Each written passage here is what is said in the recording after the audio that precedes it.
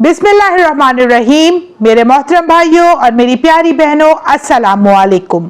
क्या आप जानते हैं कुरान मजीद में एक ऐसी सूरत मौजूद है जो अपने पढ़ने वालों की सिफारिश करती है, यहाँ तक कि अल्लाह ताला उसे बख्श देता है। एक ऐसी सूरत जो कब्र के अजाब से हिफाजत का जरिया बनती है और जिसे रसूलुल्लाह सल्लल्लाहु अलैहि वसल्लम ने हर रात पढ़ने की तरगीब दी है।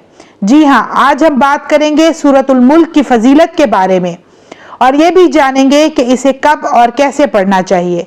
इसीलिए वीडियो को आखिर तक ज़रूर देखें, क्योंकि आखिर में मैं आपको एक निहायत ही आसान मामूल बताऊंगी जिसे आप आज ही से अपनी ज़िंदगी का हिस्सा बना सकते हैं। सूरतुल मुल्क कुरान मजीद के 29वें पारे में है।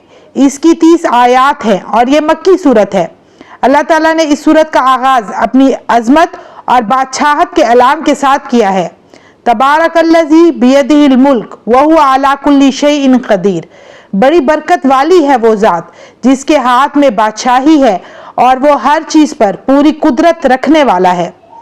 रसूल अकरम सल्लल्लाहु अलैहि वसल्लम ने फरमाया, कुरान मजीद में 30 आयात वाली एक सूरत है जो अपने पढ़ने वाले की सिफारिश करती रहेगी यहाँ तक कि उसकी मग़फ़िरत कर दी जाएगी, और वो सूरतुल मुल्क है। हज़रत अब्दुल्ला बिन मसूद रज़ी अल्लाह ताला अन्हो से मरवी है कि सूरतुल मुल्क कब्र के अजाब से हिफाजत का जरिया बनती है।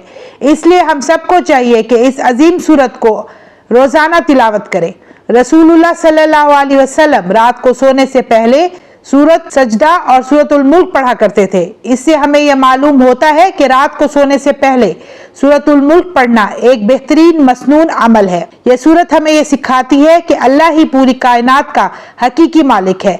मौत और जिंदगी अल्लाह की आजमाइश है। अल्लाह हर अमल को देख रहा है। आखिरत की तैयारी ही असल कामयाबी है। इंसान को अपने रब पर कामिल भरोसा रखना चाहिए। आप ये मामूल बना लें कि रात को रोजाना सोने से पहले सूरतुल मुल्क की तिलावत करें। मेरी अल्लाह से ये दुआ है कि अल्लाह ताला हमें कुरान मजीद को पढ़ने, समझने और उस पर अमल करने की तौफीक अता फरमाए और सूरतुल मुल्क को हमारे लिए दुनिया और आखिरत में निजात का जरिया बनाए। आमीन या रब्बल आलमीन। तो व्यूअर्स, मुझे दीजिए इजाजत। इंशाल्लाह मैं फिर हाजिर होंगी। अपना ढेर सारा ख्याल रखिएगा, दुआ में याद रखिएगा। अल्लाह हाफिज।